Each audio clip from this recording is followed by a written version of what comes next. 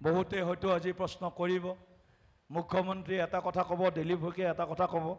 মুখ্যমন্ত্ৰী আৰু দিলীপ শইকীয়াৰ মাজত ধুনীয়াকৈ মিল চলি আছে আপোনালোক কোনো চিন্তা নকৰিব কাৰো প্ৰশ্ন কৰিব দৰকাৰ নাই সুন্দৰভাৱে আমি তেখেতে চৰকাৰ চলাই আছে আৰু আমি দল চলাই আছো তেখেতে আমাৰ লগত আমি তেখেতৰ লগত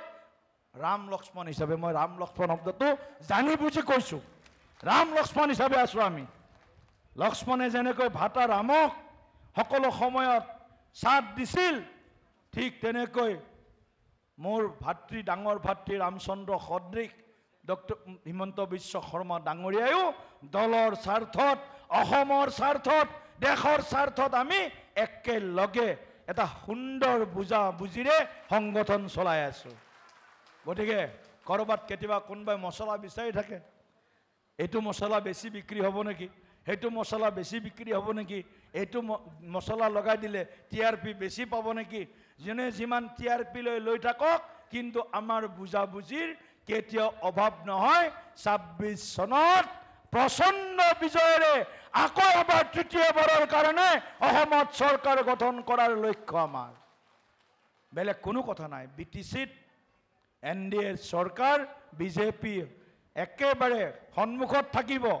বিজেপি সন্মুখত থাকিব বিটিচিত এনডিএ চৰকাৰ হ'ব আৰু অসমত আমাৰ ভাৰতীয় জনতা পাৰ্টিৰ নেতৃত্বত চৰকাৰ হ'ব আৰু এই কথাটো ৰাইজেতো সকলোৱে জানে কোনে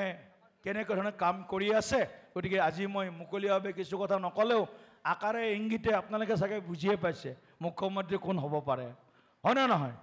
গতিকে কিছুমানে আকৌ একেবাৰে একেদিন একেবাৰে জিভাৰ পানী পৰি আছে মুখ্যমন্ত্ৰী হ'ব বেলেগ জিভাৰ পানী পৰিয়ে গ'ল কাৰণ বজাৰতে কেঁচা আম ওলাইছে নে অকণমান কেঁচা আম খাবলৈ অলপ হয় না নহয় আগৰবাৰ কেঁচা আমটো দেখিলে অলপ জিভাৰ পানী ওলায় যে কেঁচা আম সেইটো আম নপকে সেইটো আম কেঁচাতে পচি যাব মই কথাটো কৈ থৈ দিলোঁ এই আম কেঁচাতে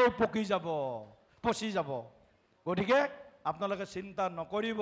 তৃতীয়টো কাৰ্যকাল ভাৰতীয় জনতা পাৰ্টিৰ নেতৃত্বত অসমত বিজেপিৰ নেতৃত্বত চৰকাৰ হ'ব লাগিব তাৰ কাৰণে আমি বিটিচিত আমাৰ দলৰ প্ৰতিগৰাকী প্ৰাৰ্থীক আমি বিজয়ী কৰোৱাই লৈ যাবই লাগিব